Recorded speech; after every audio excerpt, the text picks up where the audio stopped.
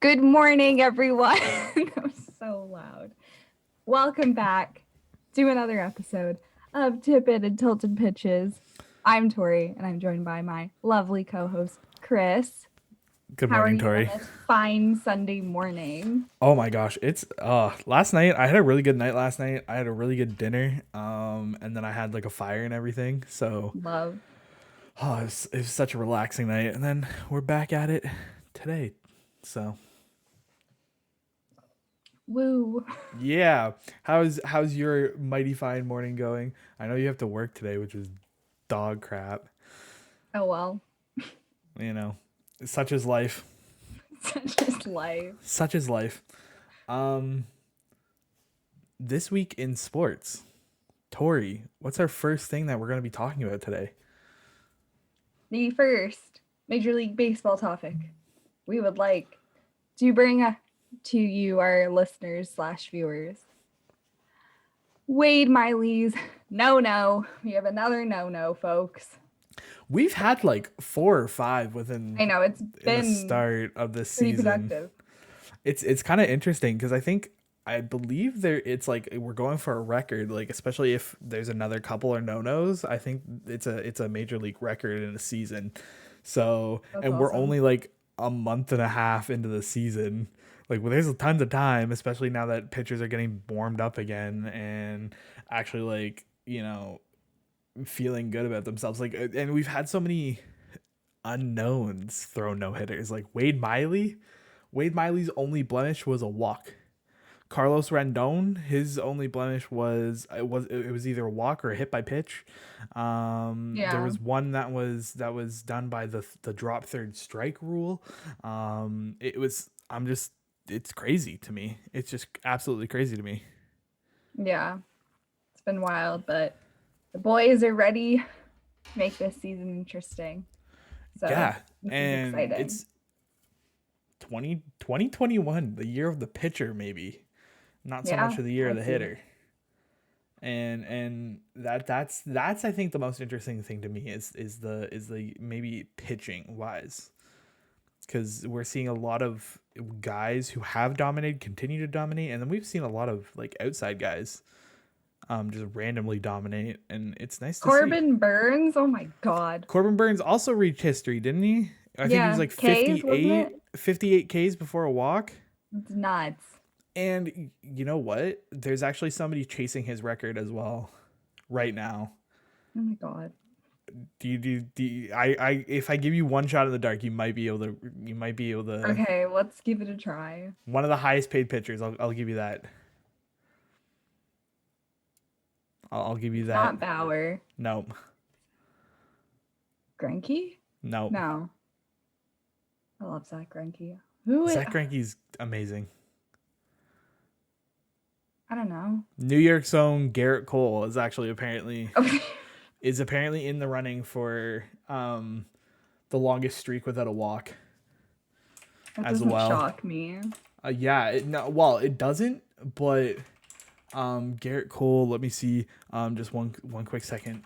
But as I'm looking up this existed. Oops. Oops. Sorry. Garrett Cole, Sorry, Garrett. strikeout record or strikeout to walk. Oh, strikeout to walk.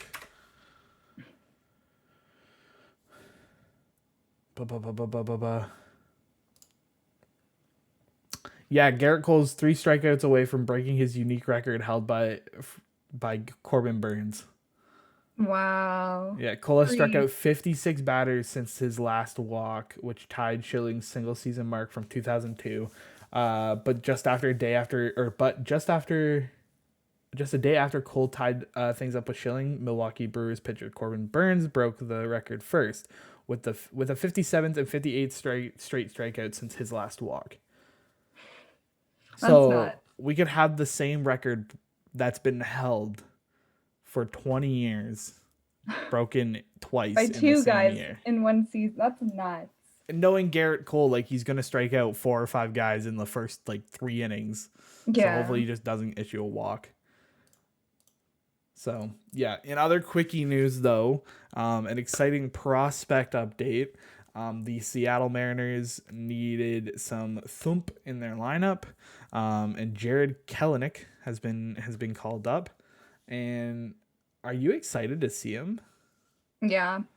Yeah, He was hyped up a lot, so I feel like it's just like interesting to see if he can live up to that. he was hyped up, and I think the whole thing end of like last season, beginning of this season with their president or whatever, that was like, we're just gonna keep him down in the minors because we want that extra year of control kind of thing. Like obviously they have that extra year of control now because it's past 2 weeks into the season, but they kept him down there for like another 3 weeks, which a lot of fans didn't like. But then he was mashing the ball down there for the last week. Down in AAA, and now he's back and he's showing what he can do. His 0 for 4 performance the first night, and then he came out with a home run, 2 doubles, and a walk, I think. That's pretty good. So some much needed offense in that Seattle lineup. So they need him. He's kind of like a silver lining for that organization because they're kind of like in the dumps. Right now, absolutely. Like they're not going anywhere this year, I don't think. No, I don't think so either. So he's going to be the bright spot for the team. So enjoy watching him, Seattle fans. Enjoy him while you can. Hopefully he doesn't break your hearts too often. Like Nate Pearson's currently doing to me. He's on the IL once again. The minor league IL though. Expected to miss a start. We need pitching help, man. The Jays we go have sign for like a year, and they just haven't done like anything. Go sign Anibal Sanchez. The best thing they did was get rid of Roark. Oh my god, that just made my heart happy. That made my heart. Everyone was happy. I don't think there was a single person out there that was just like, no. He signed on to the Braves, eh? Yeah, I saw that. He's just sitting in the opposite dugout last series, just like looking over at the team. I'm like, don't worry about it. It's like I really wanted to see him pitch because I just wanted to see him get hit, get his tits lit by us. Instead, it's the reverse opposite. Now we have our turn. The Uno reverse card. Just like here you go. What's up next on the list there, Tori? Okay, I have to circle back to Wade Miley because I realized I forgot to bring this up. Yes. So there's this meme on MLB memes on Instagram where it talks. Okay, you can kind of see. So he has like a Hulk tattoo, like one of the temporary ones. He doesn't just have a tattoo of the Hulk. So Wade Miley credits his no-hitter to a temporary Incredible Hulk tattoo his son gave to him before the game. Isn't that just so cute? That's so cute. That's so wholesome. Like, I just can't. Wade Miley's a good dude. He was warms the heart. Warms the heart. Just for him to come out and say that and just be like proud of this temporary tattoo on his arm is just so cool. His son must have been like super proud. Like that would be something that as a kid, if I saw like my dad do with and come out and say that on national live television, that he credits his no-hitter to me because of a temporary tattoo, it would be pretty awesome. And I think that's something he's gonna hold on to for a very long time. Yeah, that's adorable. So cute. Oh my gosh. Yes. And precious. Man, Wade Miley, I'm just now thinking about it. Wade Miley had such a weird career, or has had a weird career. Yeah. Like, he was a durable starter, and then he went to Baltimore for a season or two, and that was a big yikes. Because if you want to go die in a hole, you go to Baltimore. That was just a big oof for him. He's bounced around the league. He's had some really good seasons, and he's also had some not very good seasons. So he's a bit of a journeyman, and it's interesting. But I think I can't blame him. No, he's held a good career considering. He's still here, still kicking. Yeah, I'm looking at his numbers. His best year was with Milwaukee, obviously. That 2018 season when he signed late, pitched to a 2.57 ERA in 16 starts. That wasn't including his postseason performances. Mm-hmm. So, damn, give it up to Wade Miley. Him. I wonder when he's gonna retire. Not telling him to, but he's 34 now. We're not forcing you out, but we just want to know. We just want to know. I'm just interested. Actually, you know what? We'll skip. We'll swap stories because speaking of retirement, Albert Pujols is not retiring. Nope. Nor retiring a Cardinal. Nor retiring a Cardinal. We never know about that one. Let's be real. As of now. As of right this second, he's not done. No. I'm very confused. I don't know about you. It's very interesting. So, in case you haven't heard, Albert Pujols has signed with the Los Angeles Dodgers. He's moving. He's moving across the street. Yeah, he's going across the street. So he's not going anywhere different, not a different state, city. He's literally still in LA. So he signed a contract to finish out the remainder of the season with the Dodgers. Now, what do you think about this? I don't know. I don't know what they like stand to gain. No offense to him, but like, where does he fit? Like, it's not like you're signing him to make like legend status for him and for yourselves, because you as them as separate entities have like built their own legacies. So then like you could kind of see why they would want to like go work together, but like it's not really a need. Now, this is gonna sound stupid. I don't think it I have two approaches to this. I have one that is logical of being the only right-handed hitters that the Dodgers have on the bench are two rookies who are hitting like crap. Mm-hmm. At least Pujols can hit left-handed pitching. Yeah, that's literally all he can do now. He can't run. He can't really field. I don't know why he'd go to a National League, I don't know team either. Where there's no DH. The thing is, though, is that he could come off the bench, and the Dodgers have apparently talked to him about that, and he wouldn't accept a diminished role with the Angels where he had the contract, but he would do it with the Dodgers. So that to me signals the ring chasing. Yeah, that's what I think too. And yeah, I think he saw the opportunity to play for a legit contender, even though the Dodgers are on a rocky path right now because they don't have Bellinger, and they're making do, but they're starting to drown. Now. Yeah, Seager's out now with a fractured hand. Yeah. They're starting to drown a little bit, and they have the depth. They're just not playing well right now.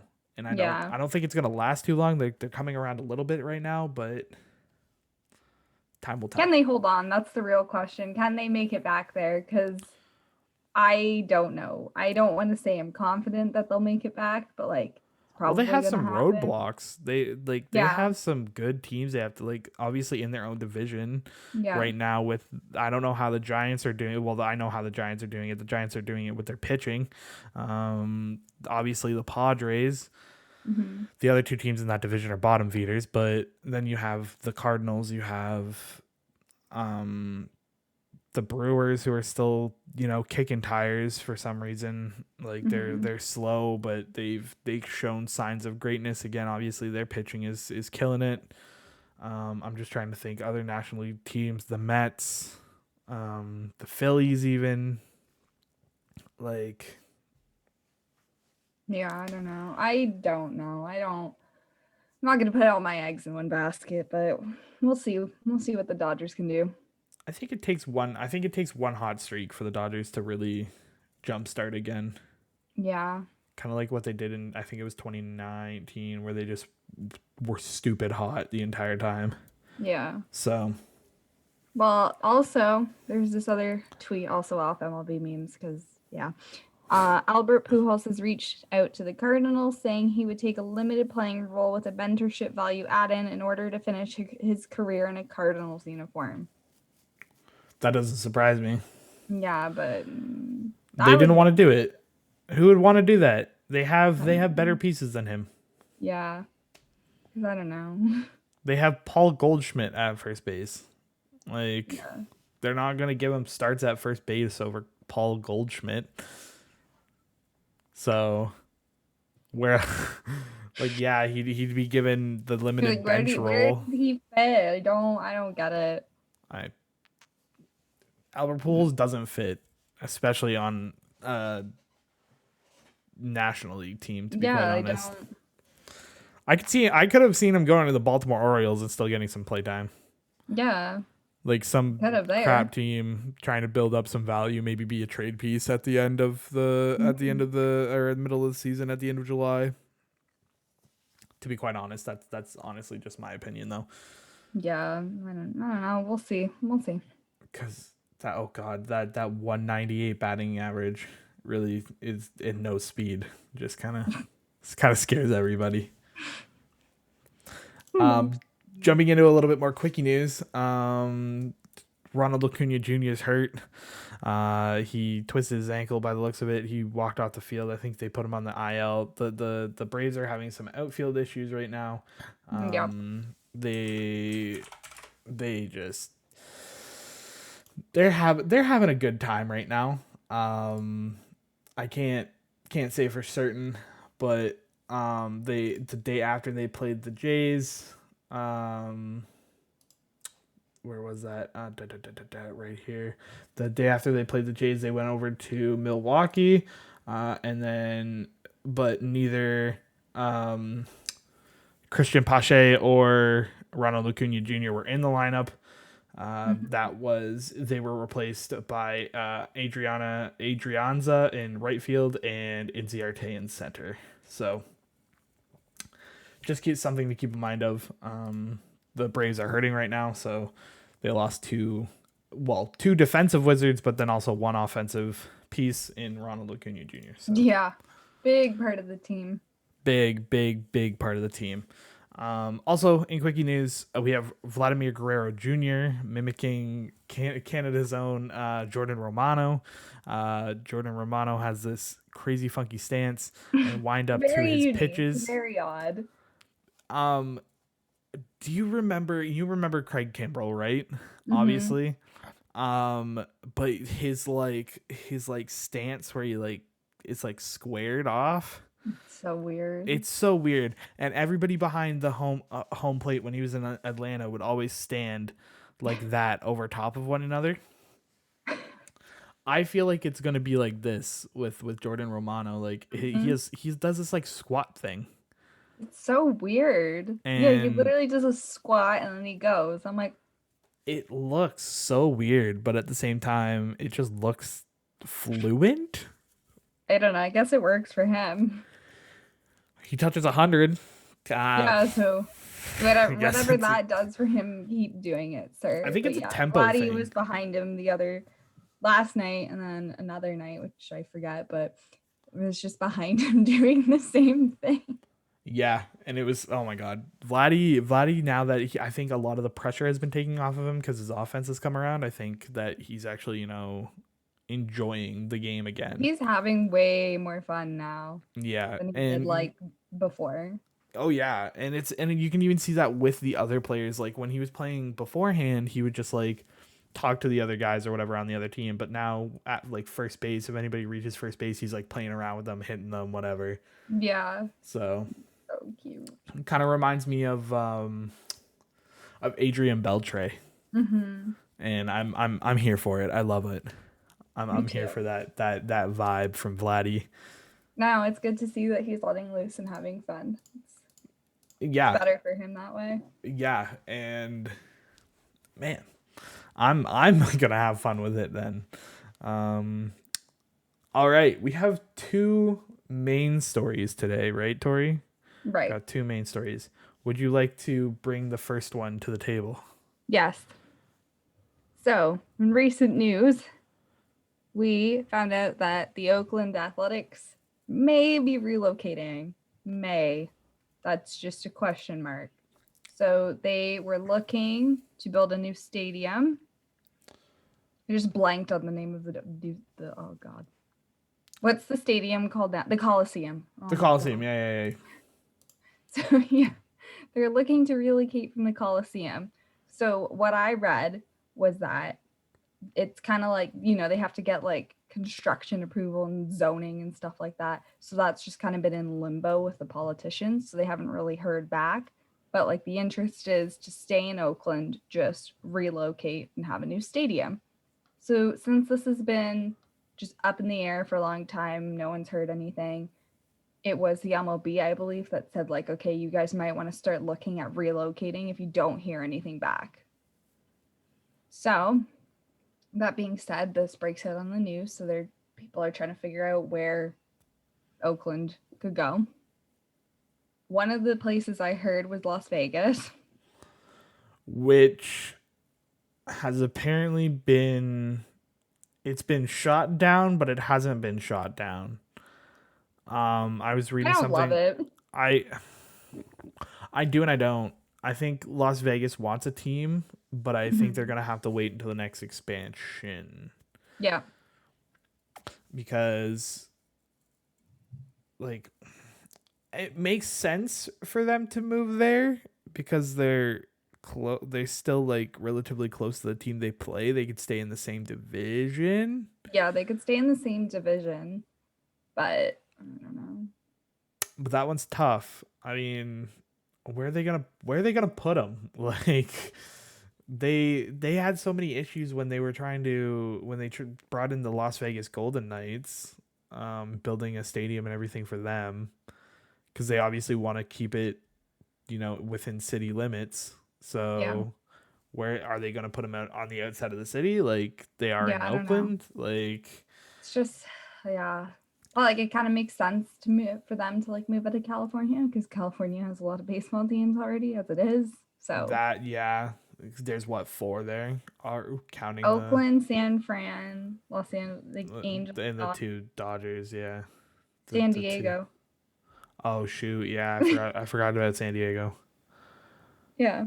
I forgot about San Diego. They have 5 whole teams there. So it makes sense to like put them in another city. I don't know. Vegas should be the one to do it.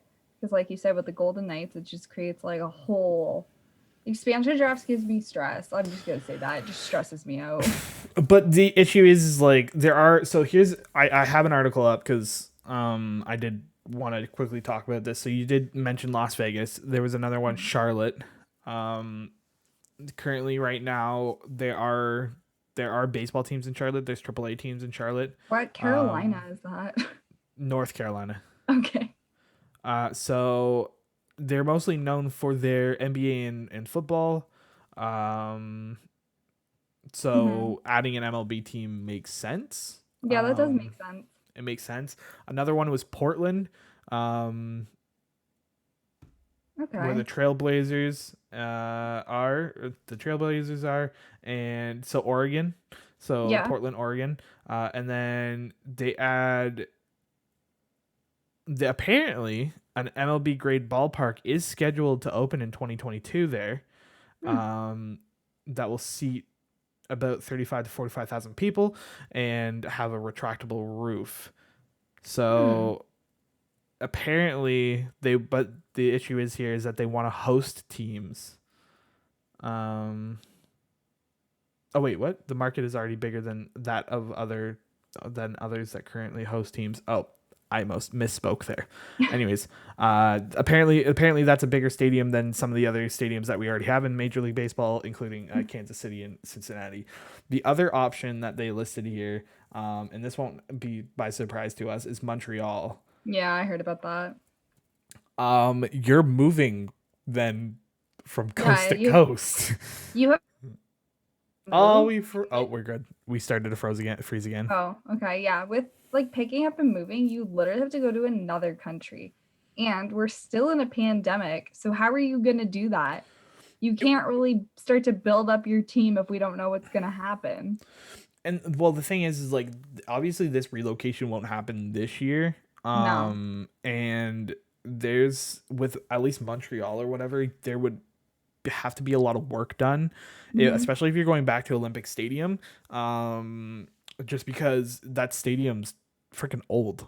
Yeah, Like it's it's old. It's not. it's not. Is it really an upgrade over the Coliseum?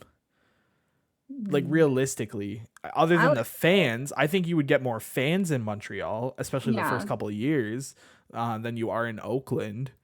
yeah, But is the stadium actually an upgrade? yeah. I don't think it is.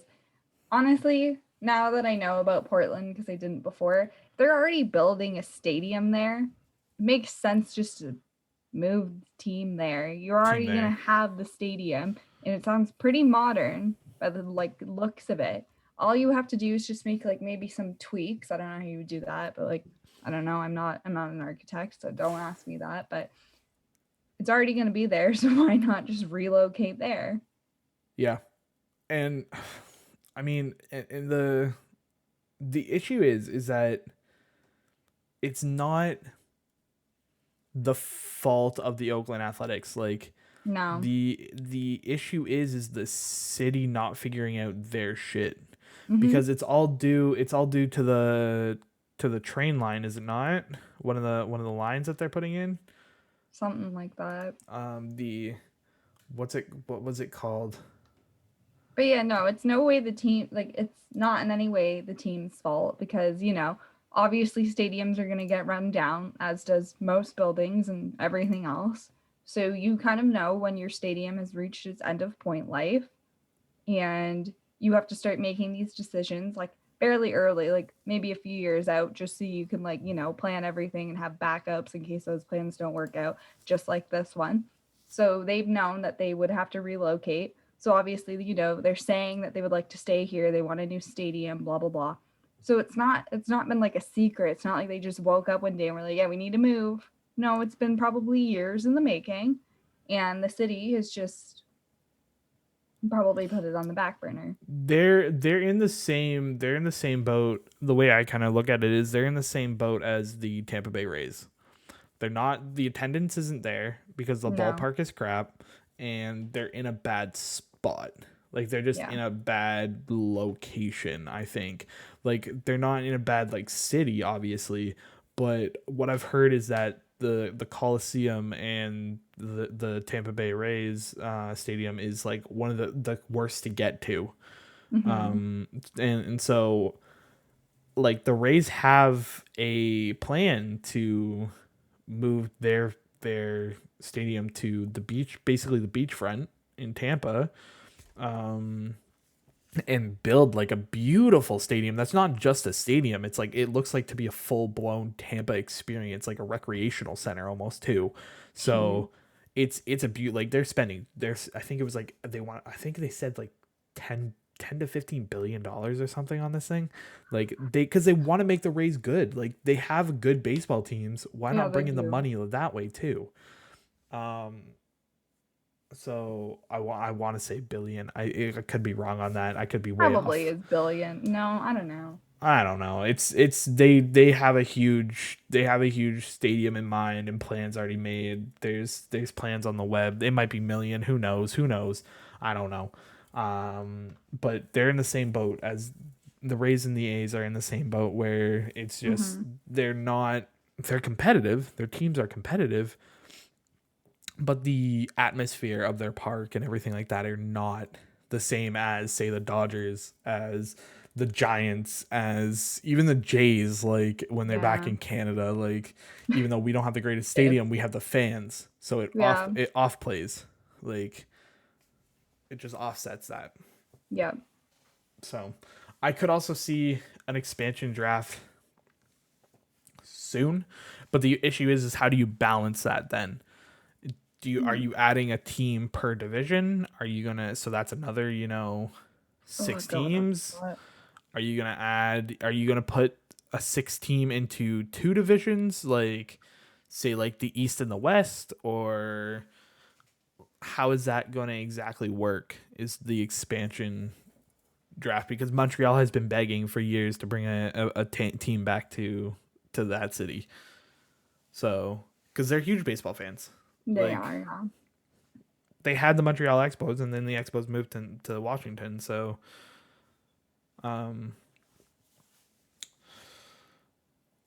again, time will tell.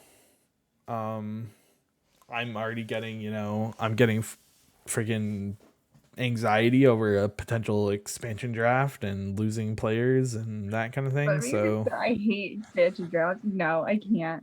I already have to deal with one for hockey, and it's just sending me over the edge. I'm like, oh my god, who's leaving? Who's going? What? wait, when's the hockey one? Like coming up, For what? Who's coming into the league? Seattle, Ah, yes, yes, yes. Yes, yes, Kraken. yes. The Krakens. Yes, I do remember that now. Um, I'm not a big hockey guy, so Tori's my hockey go to I for don't this even kind of know stuff. anything. I just started watching. Yeah, but you know more than me. Yeah, I guess. Just yeah, no, the expansion drafts are just They're worrisome. it does because you don't know who they're gonna take and you don't know who's protected. Yeah. Pisses me off. One more quickie story before we jump into the big story. Tori and I didn't talk about this, but it was a related article on one of the articles that I looked at. This was written on May 11th, and apparently, Adam Wainwright has been throwing a bunch of complete games. And you know how old Adam Wainwright is? Is he like old? He's 39 years old. I was gonna But say he's been 35.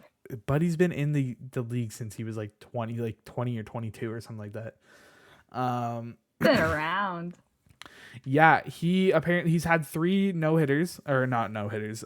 We've talked about no-hitters so often. He's had 2 or 3 complete games, where he threw 2 9-inning games and a 7-inning game.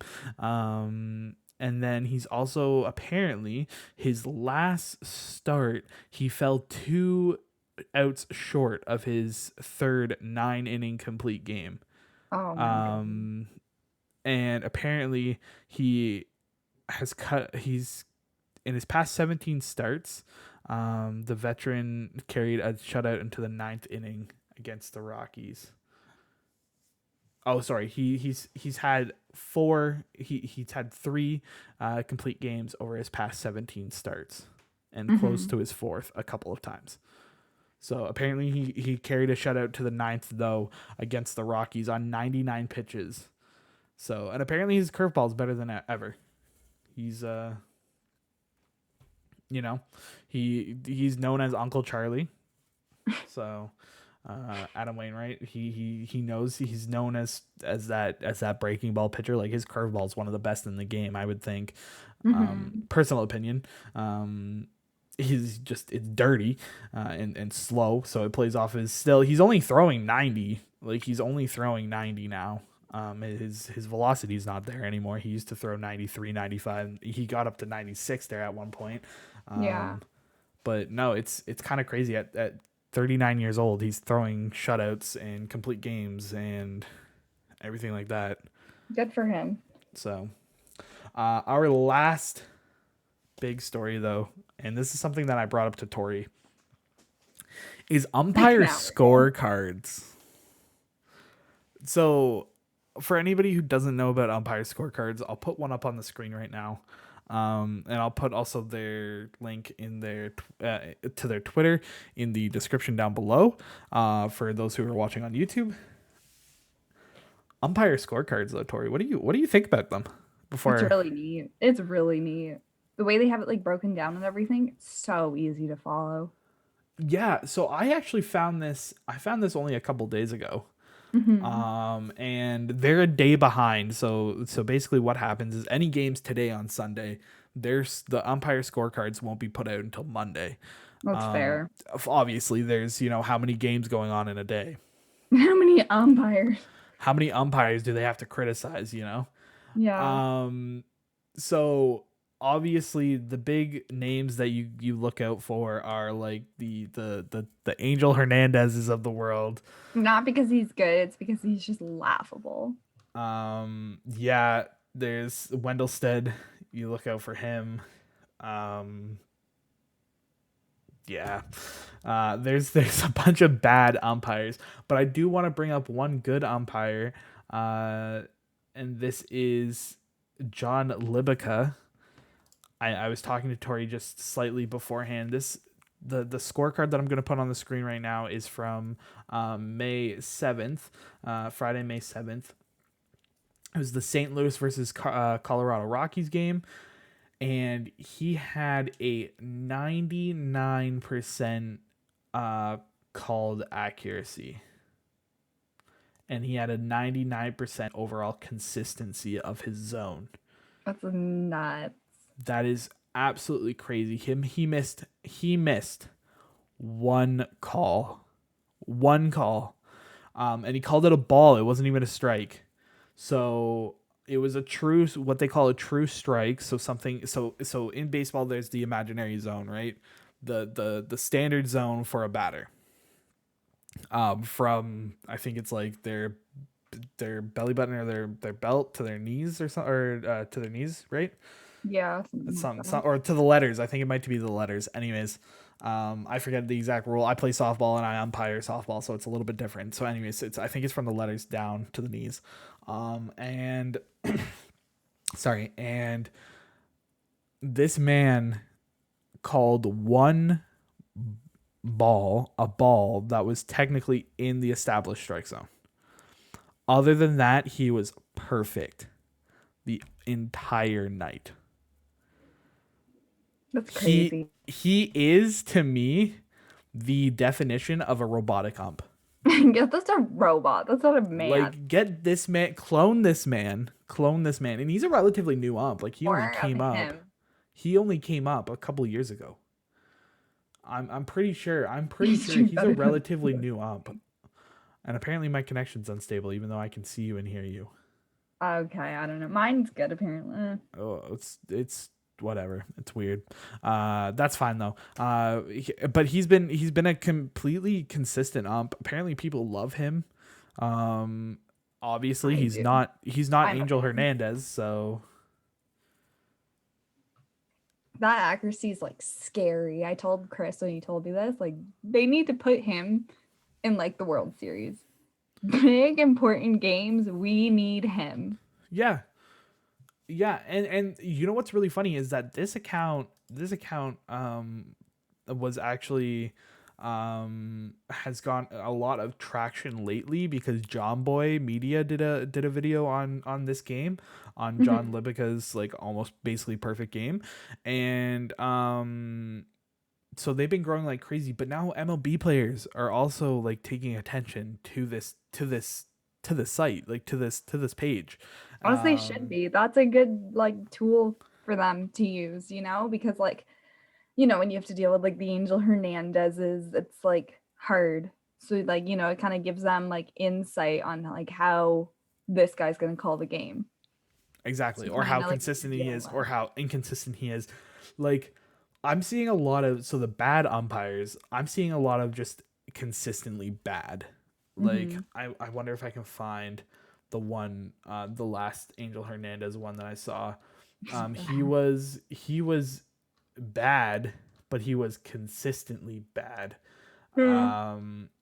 He was like, oh yeah, Angel Hernandez, here you go. So he wasn't extremely bad. This was not his worst game. He had a 94% overall accuracy, which is apparently average, but he did have a 99 overall consistency. So when you think of Angel Hernandez, just think consistently bad. That's how I would define him. But no, this whole page, as you guys can probably see from the one that I put up on the screen, they also do plus minuses for every team. So every call that goes one way or another, they actually like run an algorithm of how of how many runs or how it affected the run totals for each team, which is extremely interesting. No, it's really nice how they set it up. The stats are so good. It's so interesting. Worth a follow. It's extremely interesting. Worth a follow. I definitely follow them. Me too. It's super cool. If you guys are into that, if you guys are into the numbers, that kind of thing, definitely go check them out. So Yeah. Can't say anything more about this game. It was actually interesting because I looked at this game. Or I looked at this account. I'm gonna say this one last thing because there was the game against the Jays. It was the Jays. Was it the Jays? Was it the last series? Now I've got to find it. I think it was one of the last series that they had. Oh yeah, it was the Toronto Philly game where we lost 1-5, Mm-hmm. and I was watching it, and this umpire, Mike Estabrook, I can't say that last name. He called one pitch extremely inside. And I was like, what the fuck? And so it didn't go fully the Phillies way. There was three worst missed calls apparently. They were all at the top of the zone that he called balls. Mm-hmm. So the first one was Mats to Harper, where he called in a 3-2, Oh, I remember that. That 3-2, was. yeah, 3-2 count, right in the top of the zone. He called that a ball, which allowed the bases to be loaded. Yeah. And then in the bottom of the first, of Velasquez to Guerrero, it was a 2-0 count that a strike was called a ball again at the top of the zone, and then the bottom of the third was Velasquez to Simeon, where a 3-0 count where a strike was called a ball again at the top of the zone. So this guy obviously has an issue with the top of the zone. Mm-hmm. That was it. It was so interesting to me. And then he called a bunch of strikes inside / outside depending on the batter. He called a bunch of strikes outside of the zone. He wasn't bad. He wasn't like terrible. There was obviously a couple missed calls. He was a 94% overall accuracy with a 94% overall consistency. Mine So just froze. yeah, and it did. I was just saying how what I was just saying The how other Mike Estabrook had a 94 overall accuracy and then a 94 overall consistency. So the consistency is below average, but the overall accuracy is at average. At average, yeah. That's nah. So You could be super better. interesting to me, at least. If you guys are like number nerds and really enjoy kind of looking at the things behind baseball, this is definitely an account that I would say to you guys to follow.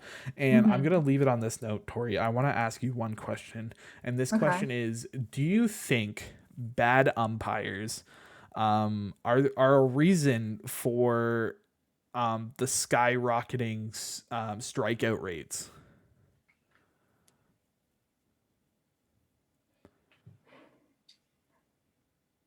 Yes and no. Okay, let's hear. Can I get your reasoning on that? Yeah, okay. Yes, because like that guy that you just explained, when he has like issues with the top of the zone, and there's other people with issues like elsewhere. So where they're calling blatantly obvious ball strikes, and that's your last strike, that's an issue because that's not you swinging at it. That's just a bad call. But you can't also credit those calls if you're swinging at everything. Like it just depends on who the batter is. Because there's some guys that are really good and will just stand there and wait till their pitch comes. But then there's guys that not like swing at everything, but they'll swing. Yeah, So they have it violent depends on like the swings. situation, I think. Yes. So I'm in the same boat as you. Like I'm thinking at least on the Jays kind of thing. Like I'm thinking of a guy like Kevin Biggio who just has a crazy eye. Like he doesn't swing outside of the zone too often. No. He gets on base a lot. Like I think his strikeout numbers are a little bit higher than they should be because of bad umpiring. Mm-hmm. But a guy like Aaron Judge, who has a huge strike zone to begin with, and then you add on his holes in his swing as well as bad umpiring, I think that, his strikeout rate is probably where it should be, Yeah. kind of thing. So I think, I think I'm in the same boat as you, where it's kind of a combination of everything. Yeah. But I do think that umpires have a hand in strikeout rates going up, especially recently, especially with guys like Angel Hernandez, who just can't get it together. No. So moral of the story is we need less Angel Hernandez's in the world, and we need more Libicas in the world. So that's my take on that's my weekly take on umpiring. the goodness of the game. Fun stuff. Yeah. Tori, we've had a relatively short episode. Are we cool with that? Yeah, that's okay. That's okay. We got some other We stuff talked. to do today. We got We it over talked. with. I gotta edit this today so I can send it off to Tori, and I can put it up. I'll probably send it to you tonight. Okay. Spoiler alert, guys. But I have some stuff to do. I'm going to go see some family for this afternoon, and then I'll edit and stuff when I come home. So Tori's like, awesome. Sigh, dude. I hate myself for doing that. What? I hate myself for doing that. Why? I'm just triggering. That's perfectly fine. All right. So on that note, everybody, it has been your hosts, Tori and Chris, coming at you guys with another Tippin and Tiltin Pitches podcast. I screwed it up. Tippin and Tiltin Pitches podcast. We really enjoy every week coming and just chilling, chatting. This is like Tori's in my free time. This is our like sit down and chat time, kind of catch up on things. Tori and I spend like half an hour before and after, talking and just catching up on life and things like that. We're just here having quality time with one another. We're having quality time, and then we're recording in between. Like, that's really what it is. Again, guys, if you guys haven't already, hit that subscribe button down below, as well as the like button. It helps us out a ton to get the viewership back up and to reach more people. If you are on Spotify, remind yourself to like the topic, the podcast, so that you get the reminders of every week when we post. If you also are new, then you can also find us at Deezer and all other major streaming platforms like Apple and Google. We exist. We're there. SoundCloud. You can find us everywhere. Just look up Tippin and Tiltin Pitches podcast. So with that out of the way, guys, we thank you very much, and I hope you have great rest of your day. Peace.